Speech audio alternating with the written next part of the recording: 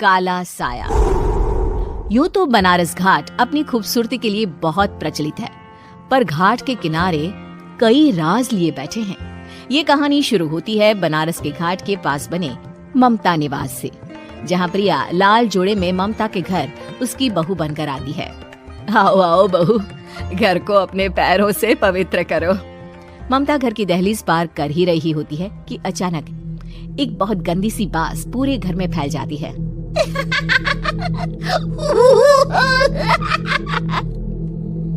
ये बदबू और ये आवाजें, ये कौन हंस रहा है माँ?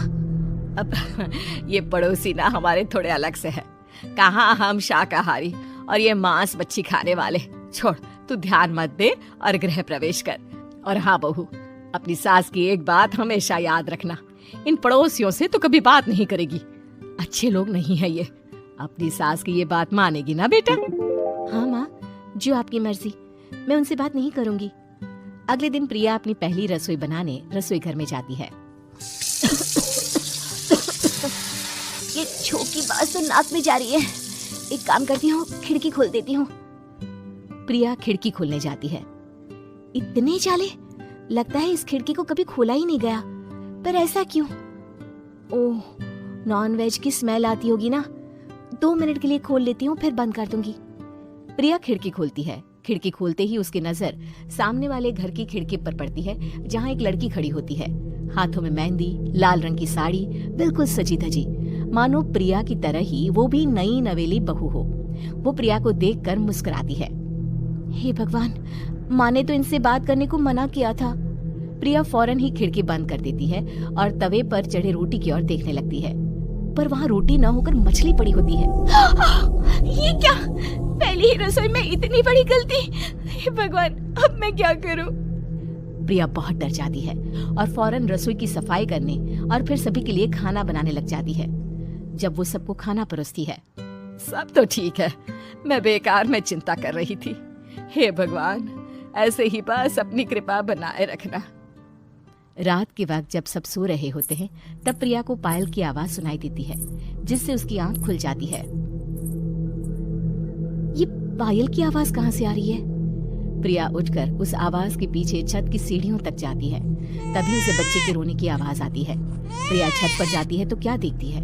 वही लाल साड़ी वाली लड़की अपनी गोद में एक नवजात बच्चे को घुमा घुमा कर सुला रही है। तभी प्रिया की नजर उसके पेट पर पड़ती है। ओह गॉड, ये तो प्रेग्नेंट भी है।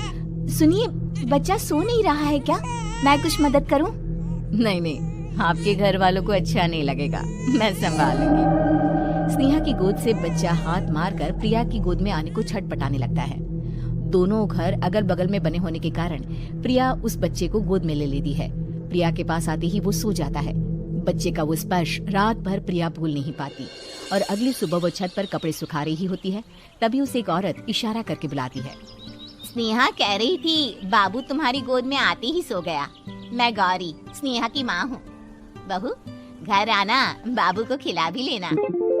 शाम को जब घर पर कोई नहीं रहता, बच्चे से मिलने के लिए प्रिया छिपकर अपनी पड़ोसन के घर चली जाती है और कुछ देर बच्चे को खिलाकर वापस लौट आती है। इसके कुछ दिन बाद ही प्रिया को पता चलता है कि वो माँ बनने वाली है। ममता की खुशी का ठिकाना नहीं रहता। माँ जी, पता नहीं क्यों उल्टी आ रही है। प्रिया भागती हुई वॉशरूम में जाती है तो हरे और लाल रंग की उल्टी करती है। उस उल्टी में से कीड़े निकलते हैं। ये क्या? खून और ये कीड़े! माँ, माँ! प्रिया की आवाज सुनकर ममता दौड़कर आती है, पर बेसिन में कुछ नहीं होता। प्रिया हक्की बक्की रह जाती है।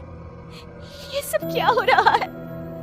प्रिया घबरा जाती है और अपने कमरे में जाकर सो जाती है। डर के कारण वो इतनी थक जाती है कि उसकी आंख लग जाती है। तब उसे ऐसा लगता है उसके पेट पर मानो कोई बैठा हुआ हो। कौन हो? प्रिया के पेट पर एक 5 महीने की बच्ची बैठी हुई थी, जो बुरी तरह जली हुई थी। माँ, तुम ही मुझे लाई ना अपने पेट में? मैं तुम्हारी माँ नहीं हूँ। कौन हो तुम?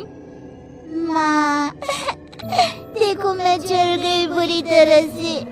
6 महीने पेट में रहने को भी मुझे नहीं मिला। सहला दो ना माँ। बचाओ, बचाओ, माँ!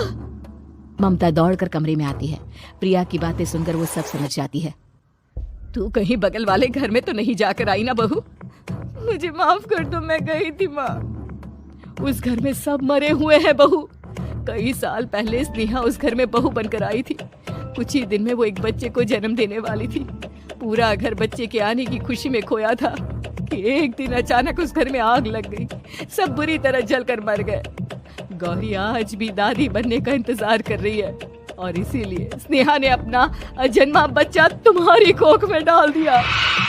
ममता ये कह रही होती है कि पीछे से उसके पैरों को एक बच्चा पकड़ लेता है। दादी दादी। माँ, स्नेहा की गोद में यही बच्चा था। ये बच्चा कौन है फिर? तेरी मौत है। तेरी भी दादी। जिस चीज का ममता को डर था वही हो गया। ममता निवास के ऊपर मौत ने चादर बिछा दी थी। प्रिया का पेट ऐसे बढ़ जाता है मानो 9 महीने का हो। 2 हाथ उसके पेट से बाहर निकलते हैं। बहू, संतोष को फोन कर, किसी पंडित जी को बुला बहू। प्रिया का पति भागता हुआ घर आता है। ये तो होना ही था माँ। तेरा पाप तेरे सामने आ गया तो तू सह नहीं पा रही है। स्नेहा घर में आग लगी नहीं थी, माँ ने लगाई थी प्रॉपर्टी की लालच में। और वो बच्चा मेरी पहली पत्नी का बच्चा है, मेरा बेटा, जो कि उस आग की चपेट का शिकार हो गया था। मैंने तुमसे ये सब माँ के कहने पर छुपाया था। मुझे माफ कर दो प्रिया। तुम अगर चाहो तो यहाँ से जा सकती हो। मैं तुम्हें किसी भी बंधन में रखना नहीं चाहता। मेरी शादी हुई है आपसे, मैं आपको छोड़ नहीं सकती, पर उससे पहले हमें स्नेहा, उसकी माँ और बच्चे की आत्मा की शांति करवानी होगी। संतोष और ममता गौरी के घर जाते हैं। अंदर सब कुछ जला हुआ होता है। जमीन पर जली हुई लाशें बिखरी हुई थी। ममता रो रो कर अपनी करने की माफी गौरी से मांगती है। प्रिया स्नेहा के घर वालों का अंतिम संस्कार करवा देती है और ममता निवास फिर से आत्माओं के साए से मुक्त हो जाता है।